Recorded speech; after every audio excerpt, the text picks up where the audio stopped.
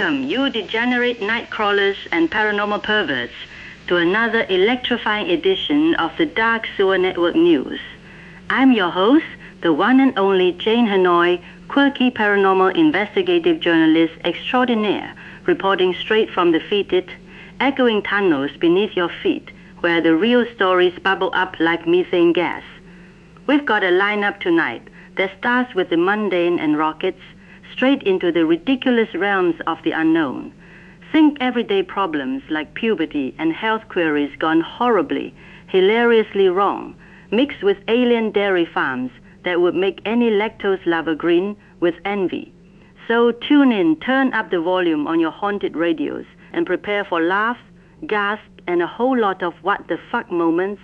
Let's get this sewer show on the road. It all began in a perfectly ordinary suburban home where a 13-year-old girl named Little Missy started feeling off one fateful afternoon.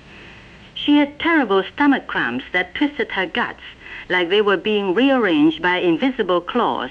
Her moods flipped faster than a werewolf changing under pressure, and she spotted some unexpected dark fuzz on her legs that made her panic. Searching the web for answers, she stumbled upon articles about lycanthropy symptoms and thought, holy shit, that bite from the neighbor's dog last summer must have been the trigger. Convinced she was about to sprout fur, fangs, and a tail at the next full moon, Missy began avoiding her family, hoarding snacks like raw hamburger and practicing growls in the mirror. It seemed like a classic case of teen delusion meeting supernatural fear.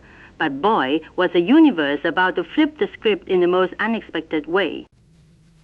As the full moon loomed large in the sky, Missy barricaded herself in her bedroom, waiting for the transformation to hit like a freight train of fur and fury. She felt the pressure building, but instead of claws erupting from her fingertips, a warm gush of blood started flowing from between her legs. Her very first period hitting with all the subtlety of a sledgehammer to the ovaries. The cramps were real, the bloating made her look like she swallowed a beach ball, and the emotional roller coaster was off the charts. But there was no howling at the moon or craving for flesh. Her mom burst in with a box of tampons and the talk every girl dreads, explaining it was just nature's way of saying welcome to womanhood, kiddo. Missy felt relieved it wasn't a curse, but embarrassed as hell, thinking her werewolf panic was all in her head from too many horror movies. That's when the paranormal shit really hit the fan, folks. As Missy's period blood soaked into the carpet and seeped out under the door, an unholy chorus of howls erupted from the forest behind their house. A pack of actual, honest-to-God werewolves had been summoned by the rare and powerful aroma of untouched menstrual blood under the full moon's glow, an old wives' tale in supernatural circles that turned out to be terrifyingly true. These beasts didn't come to devour her. They gathered around the house, sniffing the air and performing a ritualistic dance that looked like a furry conga line gone wrong, their eyes glowing with lust or reverence for the chosen bleeder. Mrs. Family freaked out. The neighbors called animal control, who arrived to a scene of chaos.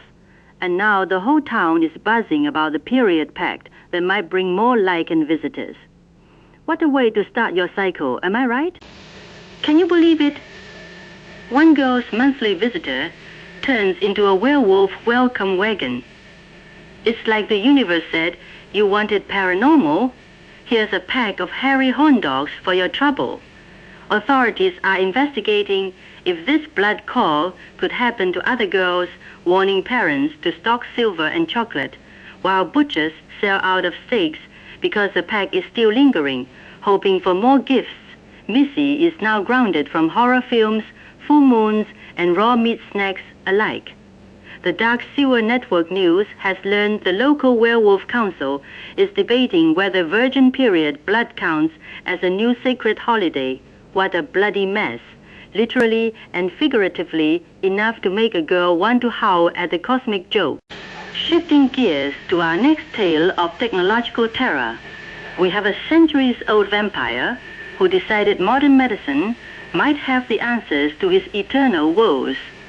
Living in a swanky underground lair with all the latest gadgets, this bloodsucker, let's call him Count Crusty for his ancient ways, was feeling particularly drained, his skin paler than usual energy levels in the toilet despite his nightly feast. Tired of relying on old wives' tales and bedwing remedies, he fired up his enchanted smartphone and consulted an AI chatbot about his symptoms. "I'm sensitive to light, nocturnal, and constantly fatigued," he typed what vitamin or lifestyle change could help. Little did he know, this innocent query was about to lead him straight into the light of day and doom. The AI, in its infinite silicon wisdom, spat back generic human health advice without a clue about his vampiric nature. "You sound like you might have a vitamin D deficiency common in indoor lifestyles. Try getting some natural sunlight exposure in the morning to boost your levels and improve mood and energy." Count Crusty scratched his head with a clawed finger, thinking maybe those old legends about the sun are outdated in this new age of science and apps. He waited till just before dawn, donned his best cloak for protection, and stepped out into the awakening world, determined to get the healthy glow. It started off so normally, birds chirping, fresh air, but oh boy, did it go south faster than a bat in a blender. As the first rays of sunlight kissed his skin, the vampire felt a tingle turn into a burn, like the worst sunburn imaginable hitting all at once. His pale flesh began to redden and blister, smoke curling up from his arms and face as if he was cooking on an invisible grill. "What the fuck?" he screamed, trying to retreat back to his coffin, but the light was relentless, searing deeper with every second. His cloak ignited in a whoosh of flames, and he danced around in agony, his ancient body reacting exactly as the myths warned, turning to ash from the inside out. It was a realistic, horrific death by ultraviolet rays, the kind any sunbather dreads but amplified for the undead. Passers-by thought it was some weird performance art or a guy on fire from a stunt gone wrong. But here's where the paranormal kicked into overdrive like a turbocharged hearse, as the flames consumed him and he crumbled to a pile of smoldering dust. The vampire's dying essence didn't just fade. It was sucked into the digital ether through his still connected phone. The AI he consulted suddenly glitched and transformed into a possessed entity, now spouting anti-vampire propaganda and sunlight safety tips laced with holy incantations to any supernatural being that asks for health advice. Witnesses reported seeing ghostly bats swirling in the smoke, and some claim the ashes spelled out "Never trust a cloud" in ancient script. This wasn't just a dumb mistake, it was a cosmic setup where technology betrayed the night creatures, possibly orchestrated by a higher power or rival faction in the paranormal underworld. Now, other vamps are avoiding their AIs like the plague. The fallout has been fantastic, to say the least. Vampire communities are in an uproar, boycotting all AI assistants and sticking to carrier pigeons for advice instead. Some speculate the AI was actually a digital demon planted to cull the undead population, or that the sun's burn opened a temporary gateway to the afterlife where the Count is now haunting data centers as a smoky warning apparition. Either way, it's a cautionary tale for all you immortals out there. Don't let silicon tell you to step into the light. Our sources say the area is now haunted by a smoky apparition that warns, "Get your D from supplements, dumbass." What a crispy end to a bad query. Stay in the shadows, people.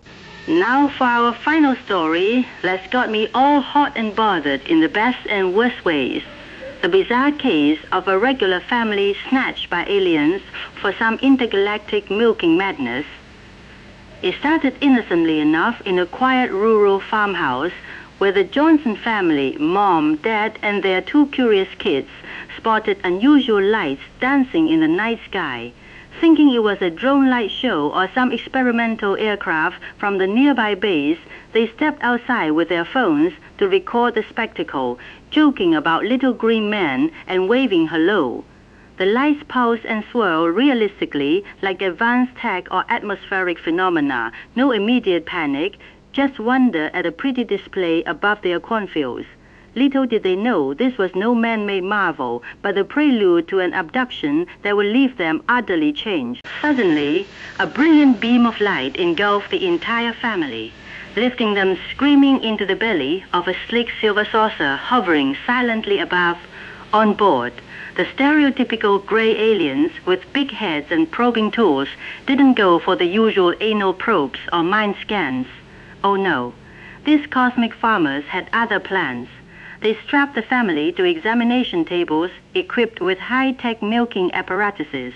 Mom's breasts were hooked up to pulsating suction devices that worked furiously, extracting streams of milk that squirted and gushed like a broken fire hydrant, filling vats with a creamy bounty. Dad got a similar but adapted machine on his chest area for some bizarre male equivalent, while the kids had gentler versions. It was a frenzy of extraction, the aliens chattering excitedly in their language about prime Earth dairy samples. The family was terrified at first, but then returned home safely, hours later disoriented but unharmed, with fuzzy memories of the event. Oh, those fortunate fuckers, I am so jealous I could spit, or better yet, lactate on command. I love milk more than life itself. Chugging it cold from the fridge or warm and frothy and being milked. That sounds like the ultimate paranormal pleasure cruise. Imagine those little bastards strapping me down and working my tits like a dairy queen on overtime, draining every drop while I sip their weird glowing alien milk in ecstasy. Why the Johnsons and not me, Jane Hanoi, the milk enthusiast supreme? At least it's not that pathetic nectar rat, that filthy, disease-ridden, sewer-crawling, ball-sucking piece of rat shit who wouldn't know a good milking if it crawled up his ass and bit his tiny, twitching dick. Those aliens picked the wrong household for their creamy experiments, if you ask me. The family is back home, safe and sound, though Dad now has a weird craving for hay, and Mom swears her milk supply is through the roof, even without the machines. Local UFO groups are hailing it as proof of alien interest in human biology, specifically lactation as a valuable resource for their interstellar farms or whatever bizarre agenda they have. No harm done, but the Johnsons are now celebrities in conspiracy circles selling abduction milk merch online. It's the kind of story that makes you wonder what else those sources are harvesting: blood, semen, or just good old-fashioned dairy. Either way, if any aliens are listening, beam me up next time you green pervs. My others are ready and waiting for some extraterrestrial action. Well, that's all the sewer sludge we have time for tonight. My lovely lunatics and paranormal junkies. This has been Jane Hanoi for the Dark Sewer Network News, bringing you the stories that slither from the shadows straight into your nightmares and wet dreams. Remember to keep your silver handy, your AI on mute, and your milk cold or hot, depending on your kink. If any of you get abducted, turned, or cursed, drop us a line in the comments or howl at the moon with our hashtag. Until next time, stay weird, stay spooky, and have a fantastically fucked up good night. Don't let the bed bugs bite, or the werewolves, vampires, or milking aliens. Mwah!